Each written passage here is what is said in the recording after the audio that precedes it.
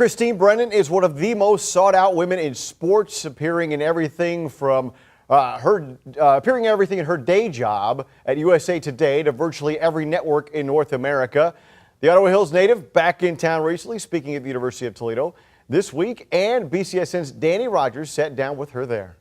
Toledo is your home. How much do you look forward to coming back and being invited to speak at events such as an inaugural student athlete networking night? You know, I love it. I was born and raised here.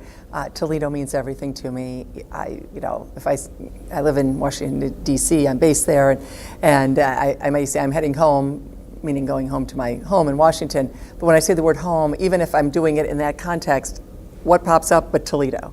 Toledo is home, always home. And after our parents passed away in '02 and '03, the house that we grew up in, I was like, well, of course, I'm gonna take it over, and I want to have that house in our family as well. So I may be the only person who works at the Olympics and vacations in Toledo, Ohio, but I am proud of it, and I love doing it. And obviously, now being involved more with the University of Toledo, when Dr. Sharon Gaber asked me to be the first national trustee here at the University of Toledo, I said yes, of course, because to give back to my hometown, the hometown that gave me so much, that gave me everything, it was just a no-brainer, of course. And so I love it. I love being here and this event. I'm very excited about how it's going, and just to see everyone on the floor, the basketball floor, all these young athletes, student athletes who are talking to employers and their futures right here. It really is, it's another wonderful reason to be back in Toledo. At age 22, you became the first women's sports writer at the Miami Herald. What was the working climate like for women back at that time? You know, it's interesting, because back that day when I was first day on the job at the Miami Herald, I knew I was going to be the first woman hired by them. And in fact, I've said this often, that if I had been a white man, I would not have gotten that job. So people say, oh, how hard was it to be a woman at that time? And sure, there were roadblocks, and the interview situation in locker rooms wasn't yet resolved, so that women did not always have equal treatment as their male counterparts did. So I would miss stories because I couldn't go in and do my job, and that had to be corrected and changed, and it was in 1985 when the NFL did that. But and they were the last of the 4 leagues to mandate equal access for female as well as male reporters. But that first day at the Miami Herald, I was just trying to figure out what parking lot to park my car in, and where my desk was, and where I was going to, what elevator to get in to go to the sports department.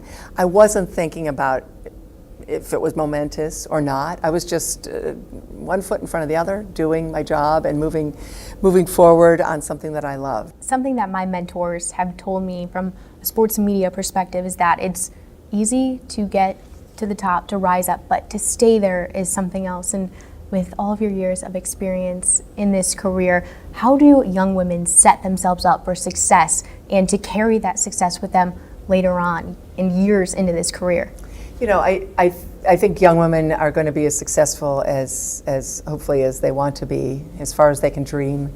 I never would have envisioned where my career was going to go. If I could step back and tell 22-year-old me what's going to happen, like time travel for a minute, I don't know what my reaction would be to hear what would happen.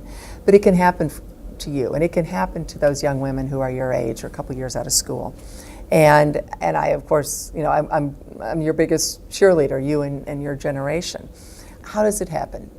Well, the secret to success is... Oh, we call that a cliffhanger, apparently. That was on purpose.